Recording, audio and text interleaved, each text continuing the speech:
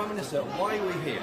We're here because today is the first day of the Great British Summer Savings, which we've launched, and that means money off trips out with the kids. On this occasion, we're in a nice cinema in Milton Keynes, but I recognise, the government recognises that whatever's going on in the world, and there's a lot, whatever's going on in politics, and there's a lot, for most families across the country, the single most important thing is the cost of living. Now, often we invigilate that as, or think about that as paying the bills, but it's also about having the opportunity to take the kids out, and so this is the beginning of the summer savings, reducing VAT on days out with the kids, reducing the price of meals, etc.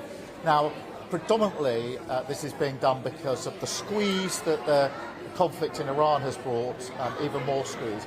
But we're only able to do it because we've stabilised the economy in the first 2 years of this Labour government. So it's a really good day. I think mums and dads and carers across the country will be really pleased to know. Just do that little extra. And for kids it's brilliant because we all remember brilliant experiences when we were children. And this allows all these children to have that experience. We're in an air-conditioned building here, but in schools across the country, some are closing early because of the heat. Is that right? Should children's education suffer because of the hot weather? Should you convene a COBRA meeting to discuss how to keep schools open? Well, look, it is very hot, and obviously schools will have to take the appropriate measures, and each school will gauge for itself what the measures are. But it is important that we as a government coordinate this across the country, and actually with all of the countries within the United Kingdom, which is what we're doing. We're having COBRA meetings at the official level to monitor what's going on, give the appropriate advice, but obviously it falls to me and others to say take care, be sensible with precautions, and schools are going to have to decide, and they are deciding. Most of them finishing a little bit early, or many of them, but they will gauge that according to their local conditions. One of your commitments, which you now can't see out as Prime Minister, is to enter these migrant hotels, moving migrants into camps or elsewhere. What progress are you making on that? In the first 2 years of this government, made really important progress on immigration. And one of the tests of an outgoing Prime Minister is whether you leave the country in a better state than you found it. And I am leaving it in a better state. Immigration has long been a cause for concern. On lawful migration, which when we came in 2 years ago was nearly 1 million net migration, we got that down to about a fifth of that number, so huge reduction, over 80% reduction. On the crossings across the channel, which so many people are concerned about, understandably, we brought those numbers down as well, so the steps we've taken are beginning to pay off, and at the same time asylum hotels are closing. Now, the last two are linked, obviously, because with less people getting across the channel, there's less that need to be housed. More work to do, but we are in a much better place than we were 2 years ago. And more will close shortly, maybe? Yes, that's the ambition, to close more asylum hotels, to reduce those channel crossings. Nobody should be making that crossing. And having got lawful migration under control, to keep it under control and not let it get out of control as the last government did. Another commitment you made to MPs yesterday is to publish your defence investment plan by the Nato summit in Ankara, where you'll be there for the UK. Will you get the sign-off of the probable next Prime Minister, Andy Burnham, to whatever you agree? Well, again, let's look at the 2-year period that I've been Prime Minister. Last year, we announced the biggest increase, sustained increase in defence spending since the 1980s. Yeah. That means over this Parliament, £270 billion spent on defence. That's the sort of money that's never been spent before. The Defence Investment Plan is looking at the next generation capability, making sure that we're fully equipped across all of our armed forces. That will be additional money on top of the increase I've already put in place.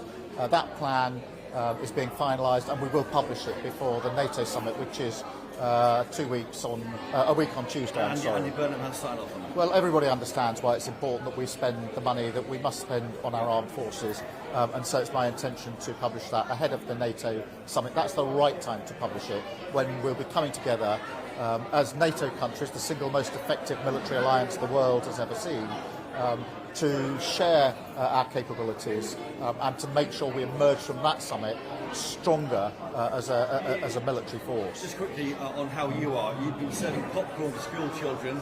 The country's looking on going, this is a kind of popcorn moment for this government. I mean, the chaos of the Tories, you said, wouldn't carry on. It is now happening for your government.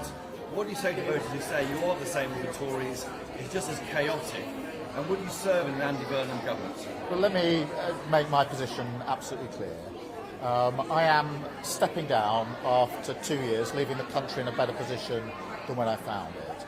I will do that with good grace, and I will do that making sure that there is an orderly transition, and that is what I'm going to do. I'm going to be professional. I'm going to have foremost in my mind the sense of service and duty that has driven me as Prime Minister. I will continue to faithfully serve my country to make sure that any disruption is absolutely minimised, and that's why I'm taking steps now to ensure that that can be done in a sensible way. I will do it in good grace. I will do it faithfully serving my country. It is the privilege of my life to have been and to be the Prime Minister of the United Kingdom, and I remind myself of that every single day. How are you feeling about it? Well, look, it is an incredible honour and privilege to be Prime Minister. I am determined to act in a way that ensures there's an orderly transition. That is my duty. I feel it very, very deeply, and I will do that, faithfully serving my country until the day I hand over, and then making sure that whatever comes next is a success and the country can go on. I love this country. I love this country. I want this country to thrive, and I shall do everything I can to make sure it's a success and thrives. The first bit of that is making sure that there's an orderly transition and we go on and build on the good stuff we've done in the first 2 years of this government. Prime Minister, thank you for joining us. Thank you. Thank you, Friedrich, and it's a real pleasure to be here with all of you, and thank you so much for your kind words. It's been my privilege to work with you on these really important issues, and I'm proud of the work that we've done over the last 2 years to rebuild our relationship with our allies in Europe and around the world, and proud that Britain is standing up once again for decency, respect and the rule of law. Last week, the G7, and thank you again, Emmanuel, for hosting a successful G7, where we pledged our unwavering support to Ukraine. And we've been able to echo that here today, our determination to capitalise on Ukraine's newfound momentum. They are increasingly able to push Russia back on the battlefield. That's been the story very much of this year. There are clear signs that as Russia loses Mount and their economy struggles, the mood in Moscow is turning against Putin's war. So this is a really important moment to ramp up the pressure on their economy with more sanctions and providing Ukraine with more military support. We are committed to driving this forward, and that this should be the first item on the agenda at the NATO summit in a couple of weeks' time. The second key issue at the summit must be building a more European NATO. We've been making this argument for some time, but now is the time at this summit to really push this argument forward. Our aim together should be to lead a decisive strengthening of European leadership and sovereign capabilities, working, of course, in full coordination with the United States.